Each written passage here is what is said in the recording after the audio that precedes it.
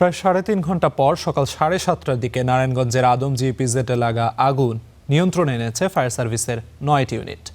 আরও জানাতে ঘটনাস্থল থেকে সরাসরি যোগ দিচ্ছেন সহকর্মী মৌমিতা মৌ। আমরা যেমনটি জানতে পেরেছি, আগুন এরই মধ্যে নিয়ন্ত্রণে এসেছে, তবে পুরোপুরি নির্বাপন হয়েছে কিনা সেই খবরাখবর জানাবেন এবং এখন সবশেষ কী অবস্থা রয়েছে।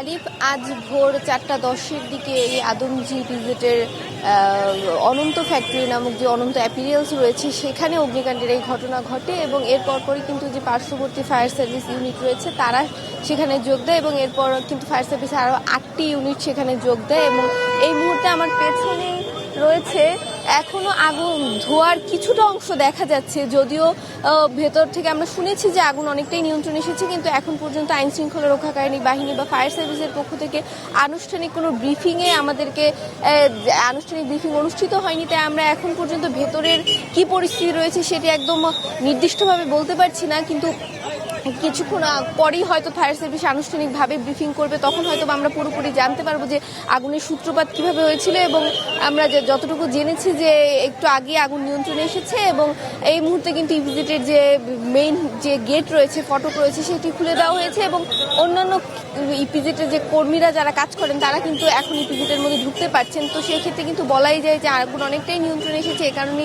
এই যে অন্যান্য ফ্যাক্টরির যে কর্মী রয়েছেন তাদেরকে ভেতরে ঢুকতে দেওয়া হচ্ছে এবং শুধুমাত্র ফায়ার সার্ভিস নয়, এখানকার যে শিল্প পুলিশেরা রয়েছেন এবং পার্শ্ববর্তী যে অন্যান্য আইন শৃঙ্খলা রক্ষাকারী বাহিনী যারা রয়েছেন তাদের সবার সম্মিলিত প্রচেষ্টায় কিন্তু আগুন নিয়ন্ত্রণে এসেছে, এমনটা আমরা জানতে পেরেছি। ঠিক কী কারণে আগুনের সূত্রপাত হয়েছে এবং কতটা ক্ষয়ক্ষতি হয়েছে এমন কোনো তথ্য এখন পর্যন্ত আমাদের কাছে নেই। হয়তো ফায়ার সার্ভিসের পক্ষ থেকে বা যারা দায়িত্বপ্রাপ্ত কর্তব্যরত যারা রয়েছেন এখানে তারা হয়তো আনুষ্ঠানিকভাবে আমাদের জানালে সেই তথ্যটি আমরা জানতে পারবো।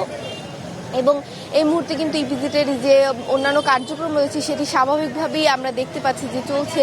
ইপিজেডে কর্মরত যে অন্যান্য যে শ্রমিক যারা রয়েছেন, যেহেতু এটি শিল্প কারখানা এখানে, তো তারা কিন্তু ভেতরে প্রবেশ করছেন এবং নির্ধারিত সময় তারা যে প্রতিদিন যে সময়ে ইপিজেডের মধ্যে ঢুকতে পারেন সেই সময় তারা ঢুকতে পারছেন এবং সেক্ষেত্রে কিন্তু বলাই যায় যে আগুন নিয়ন্ত্রণে আসার কারণেই কিন্তু তারা এই মুহূর্তে তাদের যে প্রতিদিনকার যে নিয়মিত কার্যক্রম সেটি সম্পূর্ণ করতে পারছেন।